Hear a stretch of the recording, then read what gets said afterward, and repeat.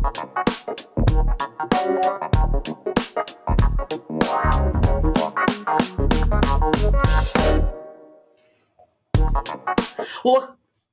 oh, welcome back, everyone, to Point of Sale. There we go, the retail supply chain show where we break down great retailers and, of course, the data and technology that they use to move their supply chains. Now, we have a wonderful guest on with us today, and we will get to her here in a second. But of course, I want to let everyone know about our wonderful community here. Point of Sale is not just a wonderful podcast that you should be watching every single week, but as a part of our community, we also have a community newsletter that goes out every Monday afternoon. So after the show, make sure you head to FreightWaves.com, click on newsletters at the top of our page. Make sure you join Point of Sales, and of course, you'll start getting those every Monday. And moving forward, make sure you go check out the show on YouTube. We're going to be here live at 2 o'clock, again, every Wednesday. Make sure you subscribe and like so that you get notifications that new episodes are airing. And of course, if you're more of a podcast person, you want to hear the actual audio side of it only, because for some reason you want to see his beautiful face, I can understand, but go and listen to this show wherever you listen to podcasts as well. But make sure you, again, like and subscribe there so you get notifications when new episodes are out. Now, we will get to our guest here in a second, but of course, you know me, I like to see all the different ways that retailers are working to bring their brands to our, well, in some cases, in this case in particular, our screens. Now, we've talked about the metaverse in the past and in different forms of it as well, whether you're talking more of Facebook route or Meta, you could say these days.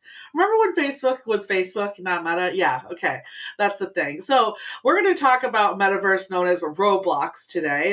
If you don't know who they are, go talk to maybe your nieces, your nephews, grandchildren. I'm sure they'll be able to explain it. It's probably one of my favorite trends I've ever invested in, thanks to my nieces. Shout out to them. And this week, we actually got an announcement from one of my favorite brands and one of America's favorite makeup brands out there, Fenty. If you don't know who Fenty is, it is Rihanna's, yes, the wonderful artist herself, who hasn't dropped an album. Please do, in a few years now. But Fenty just dropped a new Roblox partnership, and basically, here it is.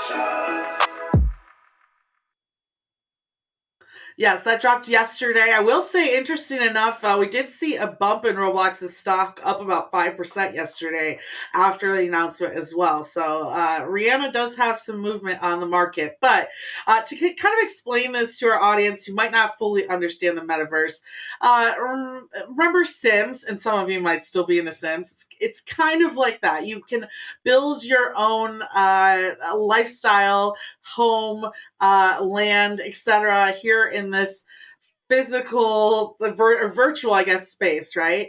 So Roblox lets you do that. And it's a very common gaming apparatus, you could say. And many brands are now linking with it to bring more virtual experience to, in this case, beauty. So in this partnership in particular, there's going to be games, scavenger hunts, mazes like you saw, so fun stuff like that.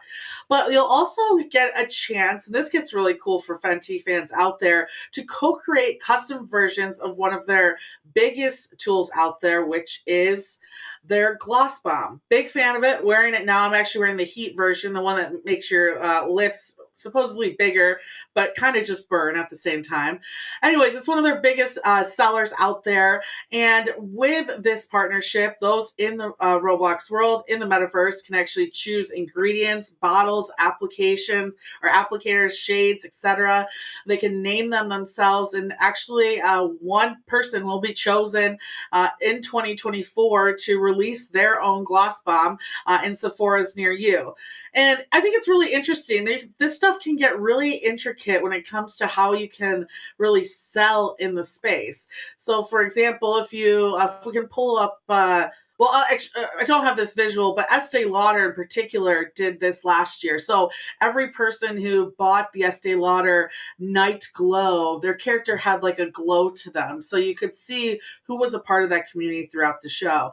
And in the long run, you're going to see digital makeup lines. So kind of like when you create your Sims character, right? You could have a special gloss bomb on that character or special blush or application, right?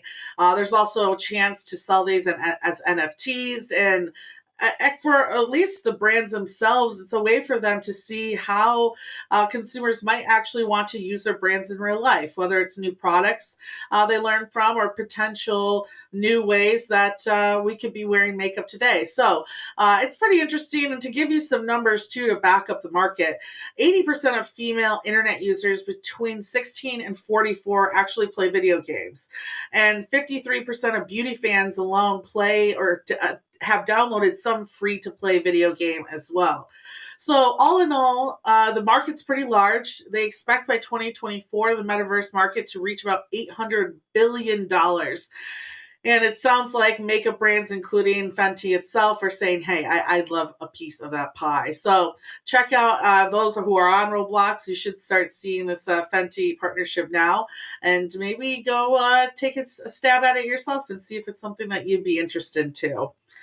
And that's our main part for today. But we've got a really special guest, and I'm happy to bring this person on. If you've seen Great Quarter Gals, you might actually recognize this guest with us today. I want to introduce everyone to Kate Gillespie. She's a supply chain manager in the apparel industry, and she is a TikTok star as well for our industry. She has over 27,000 followers and over 500,000 likes as well. Go check her out at Kate is Booked. Kate, thanks for joining me today.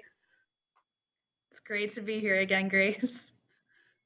Yeah, no, I love your TikTok. I mean, I'm a freight tech nerd, so I love to see how people, especially in your position, right? You're making everyday choices for some very large brands out there. And I love seeing your point of view and how you maneuver through the supply chain and really keep a resilient supply chain for the number of consumers that are consuming the goods that you move. Tell us a little bit about your career and the work that you do every day to make sure that the apparel industry keeps moving. Yeah, so I graduated supply chain management from the University of Texas at Austin in 2012. And then right after that, I started working in retail. So, first, it was actually doing the retail stores, like inventory management, assistant buying for department stores. And then I just got a little further and further down the supply chain. So, then I moved on to cosmetics retail, but doing demand planning. And then after that, now I do production planning in the apparel industry. So it's a lot of like over the years, it's been interesting to see every single site I've been on because I think it gives me great, unique perspectives, makes me easier to work with, makes it easier for me to work with people. And I just can, see how stuff is made. And I always thought that was so cool. Yeah, that's the best thing about people asking, like, how do you come up with content for the show? And it's like, pick every single item available for purchase, and like we can go through the how it's made of that every single week. Easy, no problems. I'm interested in your background because you've had, like you said, a number of experiences in different parts of the supply chain. How has your roles, or even just supply chains in general, evolved throughout like the pandemic, especially you started a couple years before it? How has your position changed throughout those years, and how do you view the supply chain maybe differently? I think the biggest change that I've noticed, not only, you know, the way that I work, but the way that supply chains are working now is the way that we use technology to talk to each other. Before, we relied on a lot of in person visits. My first job, I didn't even have a laptop, I had a computer desktop. And I was not able to work remotely at all for that very reason. And then when that was in Houston, and then when Hurricane Harvey hit, I was trapped in my apartment for 5 days and I had to do work on my personal laptop. And it's crazy now that after the pandemic, where it got to the point where everybody had to work remote, and nobody could be in the office. And so now that we've gotten past that point, I like the way that we communicate with each other now, knowing that we can't always all be in the same room together. And I think that's going to be really important go forward, how we interact with vendors, people overseas, even like people at companies that we service, like as business to business companies. So that is the most interesting part to me. Well, you add the overseas aspect, right? It'd be impossible to work on, I guess, snail mail, right? The chains would be heavily broken if that were the case. I'm interested. What other areas do you feel like tech has evolved in your work, especially when you're talking about procurement on a more of like a global scale? I think something that I've seen, which you may have seen this in the news too, about how like the ports in California have gathered and they're going to make logistics data a lot. Well, they're actually going to start tracking logistics data, which Yeah. they didn't really do before. And so I think when it comes to like changes in technology and how we use it, I think there's going to be a bigger demand in seeing transparency on the supply chain among all points of the supply chain. So it's simply not enough for us to work with a third party logistics company and for them to say, oh, it gets consolidated a week before it gets to the boat. It's not enough to just say that. It's going to have to be like, okay, well, how long was it? At the ports, if there was a delay, what was the cause of the delay? How long was that delay? Like, what's the dollar risk? What time did it get loaded?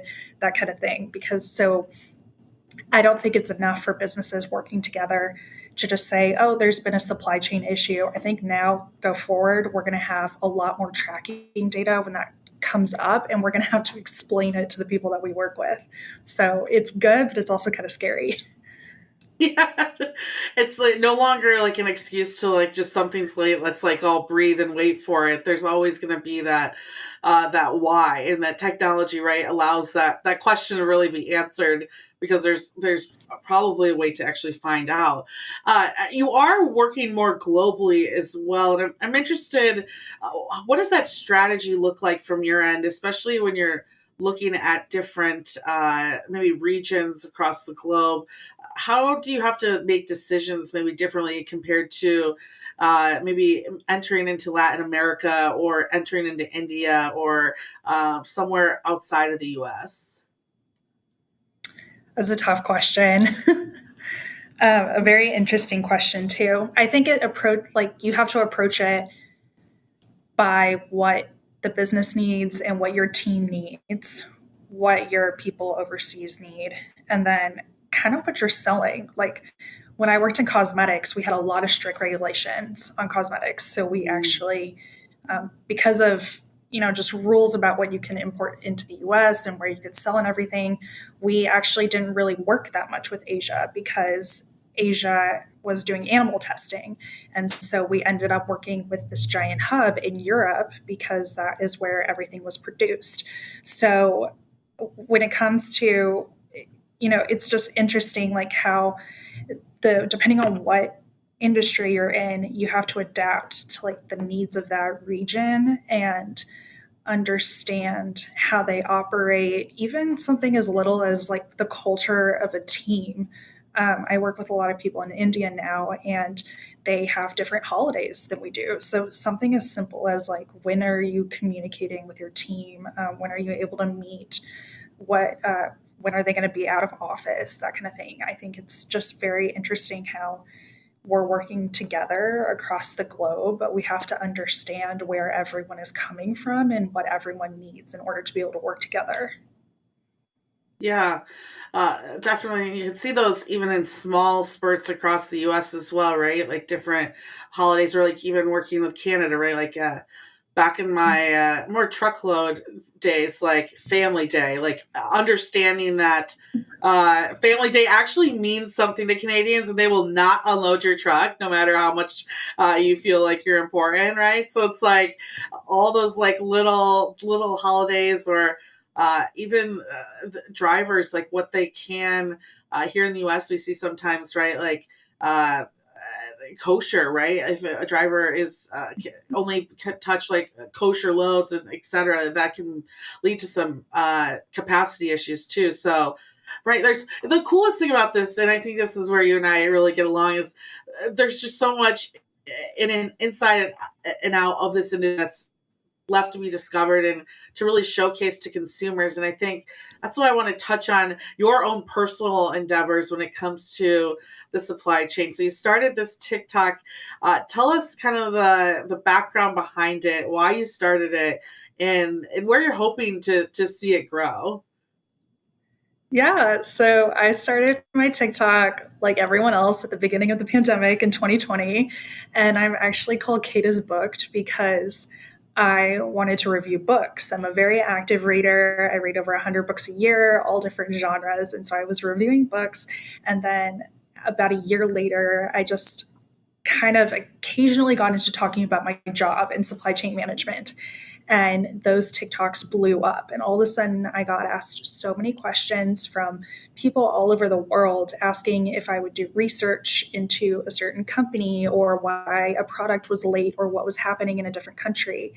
And it just got to the point where I was creating only supply chain management TikToks. And it just has been a really fun journey to give people news information, but also translate that information into ways that people can understand how it's going to affect them, like what they buy, what they're doing, what even like transportation, that kind of thing.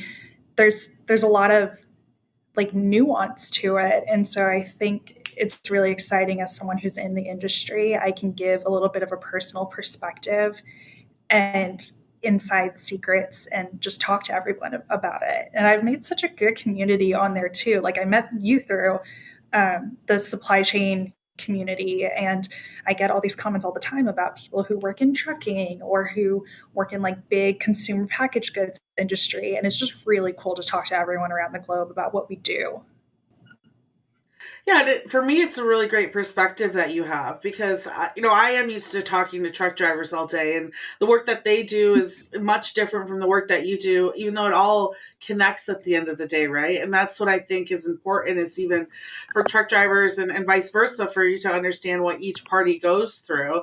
And now you're starting a Substack, and that's why I really wanted to bring you here today. Why the Substack, and what are you hoping that becomes as well? So the Substack is really exciting to me because it's called Supply Chain Issues by Kata's Booked. And it is just a way that I can aggregate all of my knowledge into one space. So with TikTok and the short form content, it doesn't come up chronologically on your timeline. I know a lot of people were missing things. I would post some kind of supply chain news story, and if I didn't specify the date, people wouldn't really understand when it was or what the impact was. So this is a really exciting thing that I'm like very eager to do, is by sending, so the structure of it is that I'm sending out weekly news once a week on Mondays. It's completely free, and it just aggregates all the important headlines that I've seen across the industry, what's happening, what I think about them. And then I also want to include a section where I go through job postings on LinkedIn that people can see and give resume tips. One of the most common questions I get asked is, how do I get a job in supply chain? I'm a college student. What classes should I be taking? Do I need certain job experience? And I want to address all of that in my newsletter. Eventually, which I'm really hoping, crossing my fingers that this happens, I would love to be the kind of person that can work with companies to go behind the scenes at their warehouses, distribution centers, plants, and really learn about their transportation logistics or their production processes, and then be able to write about that in my newsletters. So the idea of creating this Substack is just a way that I can put out more regular content. So that's what I'm really excited about. Yeah, that's awesome, and it's you have your first one that came out this past week, and there's a couple of articles I wanted to talk with you about with those that you chose, and one in particular you and I got a chance to kind of bond over, which I think is huge, is the Bed Bath and Beyond news from Overstock.com, who is looking to buy their IP. And this made me laugh because I'm like a huge patent stan. If you go back through these episodes, I have at least 3 or 4 episodes where I'm like, let's talk about these different companies' patents and what they're for, and et cetera. Especially when we talk about the metaverse, there's a lot of those out there. Tell us a little bit what you found interesting about this, and your views on Bed Bath & Beyond, based on, it sounds like a recent trip you took too. Yes. So I actually went to the Bed Bath & Beyond yesterday in New York City because I wanted to see what was out there. I was interested in, they're only doing 40% off right now, which I think is very interesting considering the fact they're closing in 2 days. So from a retail perspective, when I was buying for department stores and products in general, when it comes to the lead times, you have to buy so many months in advance. Like when I was working at just a regular department store and we would start a year out and then we would finalize our lines about like 5 to 6 months out. So I was looking on TikTok about this Bed Bath & Beyond stuff, trying to see what people's takes were on it. And somebody posted that they were seeing a bunch of seasonal items in Bed Bath & Beyond that were on sale. And I thought that is very interesting to me because I didn't see any seasonal goods when I was there last night. Nothing Halloween or Thanksgiving or Christmas related. And my theory is it's no secret that we've had an excess inventory issue because demand was spiking and then taking during the pandemic. People were over ordering, goods were late. We've just had a mess when it comes to excess inventory. My kind of theory is that I bet a lot of the seasonal goods they're putting out are probably rollovers from last year. Bed Bath & Beyond was on a steady decline, and I just don't believe that they would be allowed to keep all those receipts for holiday. I'm so sure they were probably canceling whatever they could. And even yesterday, it was really gross. On one of the shelves in the small home goods section, they have, the coffee makers and stuff, and they sell Keurig cups, and they were selling like holiday themed coffee syrup. And I looked at it and I was like, there is no way that is from this year. That is not a new shipment. That has got to be over a year old. So I think it's very interesting. I think they were trying to clear out their warehouses, canceled whatever receipts they could, and just said, okay, we have this inventory, we're going to put it somewhere. So I think it's all old stuff. Yeah, it's gotta be. And that's funny because I remember them, at first they're so behind on inventory, and then they kind of like tried to catch up, but it was like way too late. And so you're right, to be also a year in advance on holiday would be completely off. So stay clear of the holiday syrups, ladies and gentlemen. Check the expiration dates for sure. Well, and their IP is interesting too. I had sent over like a list of it. Everyone like Google of course Google's got a patent search site. Of course they do. There's everything from actual products like dish products, stuff like that, to even algorithms for registry. So it's kind of exciting to think maybe what Overstock will end up doing with that, right? If they get those. Especially since they're allowed to keep the Bed Bath & Beyond branding too. If you think about it, Overstock.com is in its way a little bit of an Amazon, and Amazon has their own very successful own brands line. I think it didn't work for Bed Bath & Beyond, but I'm wondering if Overstock is maybe going to take that Bed Bath & Beyond branding and make it into a line of an own brand Overstock line.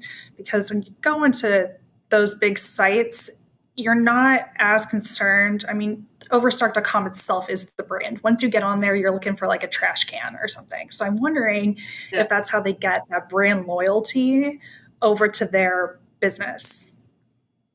Yeah, most definitely. Well, we have about a minute left here, unfortunately, but tell us a little bit about where the site and everything that people can go to for your Substack, what your Twitter handles and Instagram handles are so that people can go out there and follow your content.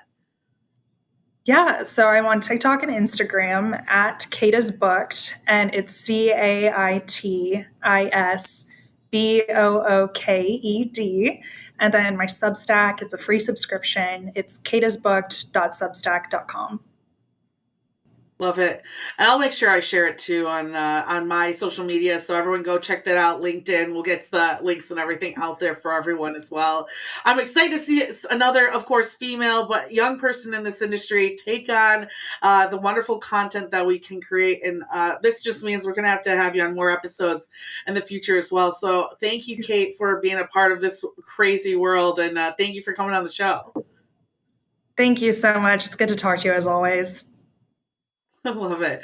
And for our audience, remember, we are a community, so make sure you get our newsletter too. Head to freightwaves.com, click on newsletters at the top of the page, or you can just go to freightwaves.com/POS and get signed up for that today. Check me out on the radio too. I'm on every Monday through Friday on the Road Dog channel on Sirius XM channel 146 from 5 to 7 p.m. Eastern Standard Time.